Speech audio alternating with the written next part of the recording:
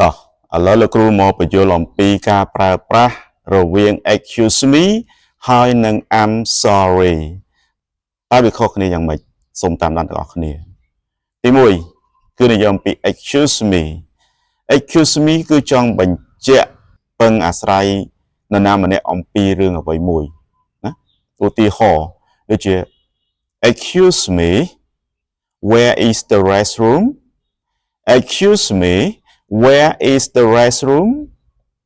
សូមអភ័យទោសតើបន្ទប់ទឹកនៅឯណាទី2គឺ I'm sorry គឺប្រើនៅពេលបន្ទាប់ពីយើងធ្វើឲ្យមានកំហុសអ្វីមួយឧទាហរណ៍ I'm sorry I step on your foot I'm sorry I step on your foot សំទោសខ្ញុំបានជន់ជើងរបស់អ្នក